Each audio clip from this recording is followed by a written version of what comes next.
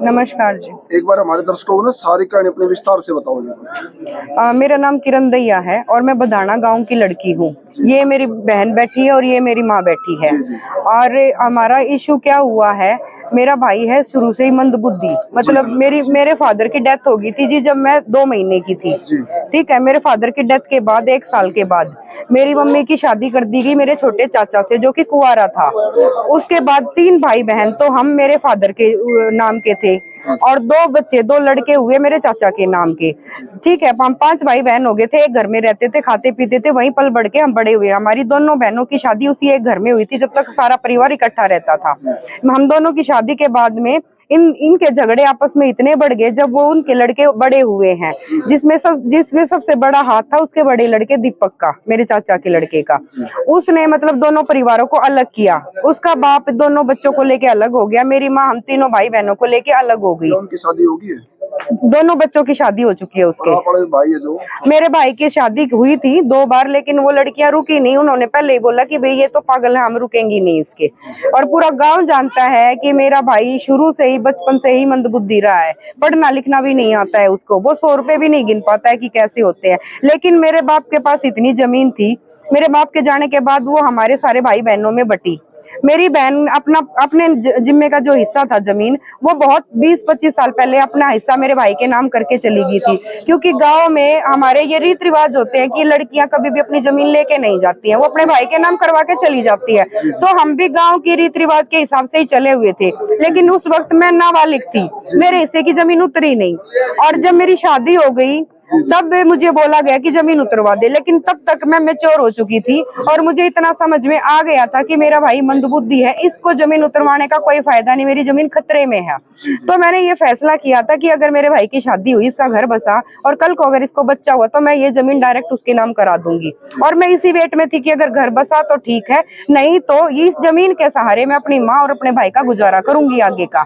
लेकिन मेरे चाचा के लड़के ने इतना बड़ा धोखा किया हमारे साथ, मेरे भाई के साथ इतना बड़ा गेम रचा गया है, उसको पूरा खिलाता पिलाता रहा है, पूरा नशे में किया गया है उसको। और एक दिन वो उसको ले जाके तहसील में कोर्ट में, और उसको उसने ये बहलाया कि चल तेरी शादी कराऊंगा, उसी के तेरे फोटो खिंचाए जा रहे हैं, उसी के तेरे अंगूठा टिकवाया जा रहा है। उसको उसने ये नहीं बोला कि भाई मैं तेरी जमीन अपने नाम करवा रहा हूँ, वरना मेरे भाई को हमने इतना समझाया था कि ना तो कहीं अंगूठा लगाना है और ना ही कहीं पे ये बयान देना है कि हाँ मैं जमीन उतरवा रहा हूँ। तो अंगूठा लगवाया गया नशे में और बयान उसके हुए ही नहीं। किसी ने उससे पूछा ही नहीं कि भाई तू अपनी जमीन उतरवा रहा, हाँ या ना।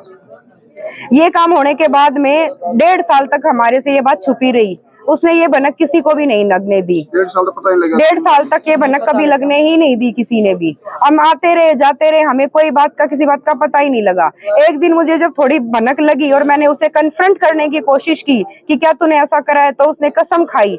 ठीक है, हमारी जो मान्यता है हमारे दादा समादा की, उसकी कसम खाई उसने कि मैं ऐसा कर ही नहीं सकता। मैंने कहा तूने मम्मी की जमीन उतरवाई है? तो वो कहता है नहीं, वो विधवा औरत है, मेरे ऊपर केस हो जाएगा, मैंने ऐसा कुछ किया ही नहीं है।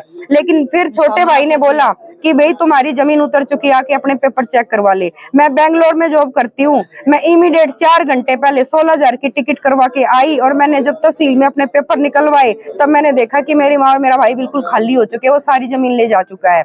उसने दिखाया कि 81 लाख रुपए में जमीन खरीदी है, मेरे भाई के हाथ में 1 रुपया नहीं आया। मेरे घर की सिचुएशन देखो जाके, उस घर में एक अनाज का दाना तक भी नहीं है।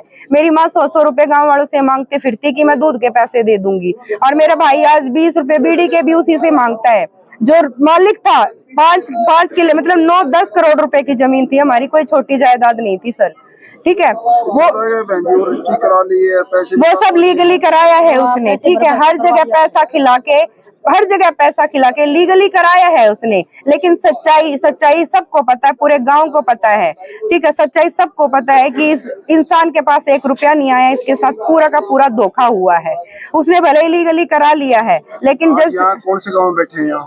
ये बदाना गांव में बैठे हैं जी, ककरोई बदाना सोनीपत चौपाल के अंदर बैठे हुए हैं। आज क्या लेके पंचायत इकट्ठी करी आपने? मैंने अपनी पंचायत इसलिए इकट्ठी की थी कि या हमारे मेरे भाई का और मेरी माँ का आगे क्या गुजारा होगा, इनका इंसाफ किया जाए, हमारी जमीन वापस दिलाई जाए, जो कि यहाँ पे ये फैसला हुआ ही नहीं। ठीक है, सब लोग ये तो बोलते रहे, वो पंचायत में नहीं आए। क्या बुलाया उनको? हमने बुलाया, चौकीदार भेजा और उन्होंने बोल दिया कि मैं जाऊंगा ही नहीं। कितने गांव की पंचायत थी आज? ये मेरे गांव की पंचायत थी और यहाँ 5 गांव का प्रधान भी मौजूद था। ठीक है, ठीक है। और ये सर सुनो एक और बात, उसने आने से मना किया यहाँ पे कि मैं आऊंगा ही नहीं, और दूसरा उसको ये पता नहीं कि मैं अपनी सच्चाई की लड़ाई लड़ रही हूँ।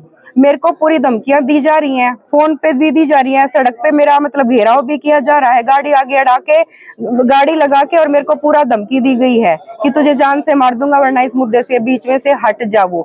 इसके अलावा जो मेरे नाम थोड़ी जमीन बची हुई है, अब मैं सोचती हूँ कि जो थोड़ी बची हुई है उससे मैं अपने भाई का, अपनी माँ का गुजारा कर दूं, तो वो उस पे भी कब्जा किया हुआ है उसने, और उस पे भी ये बोलता है कि मैं यहाँ इस जमीन में भी पैर नहीं रखने दूंगा। मुझे मेरे गाँव की पंचायत से कोई इंसाफ नहीं मिला।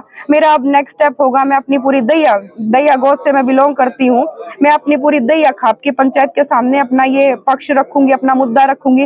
अगर मुझे वहां पे भी न्याय नहीं मिला, मैं अपने जो हरियाणा के हमारे जो मंत्री है खट्टर साहब, मैं उनके वहां तक भी पहुंचूंगी। अगर मुझे वहां पे भी नहीं मिला, हम चारों माँ बेटा जाके धरने पे भी बैठेंगे और पूरे हरियाणा का, पूरा अपने देश के सामने मैं गुहार लगाऊंगी। एक एक इंसान के साथ में हाथ जोड़ के मेरी ये रिक्वेस्ट है कि सबके फोन में हर एक इंसान के पास ये मुद्दा जाना चाहिए। मेरी करोड़ों की जमीन भी चली गई है, मेरी माँ का, मेरे भाई का, हमारा कोई रास्ता भी नजर नहीं आ रहा है, और 1 रुपया भी इनके पास नहीं है। चोरी भी हुई है, ऊपर से सीना चोरी हो रही है, जान की धमकी दी जा रही है, 2400 घंटे मेरे आसपास रहता है, गाड़ियों से पीछा करवाता है, बदमाश लेके घूमता है। लेकिन मैं नहीं डरती हूँ, मैं किसी चीज से भी नहीं डरती हूँ, मैं मरने के लिए तैयार हूँ, पर अपने हक के लिए मैं ये लड़ाई जारी रखूंगी।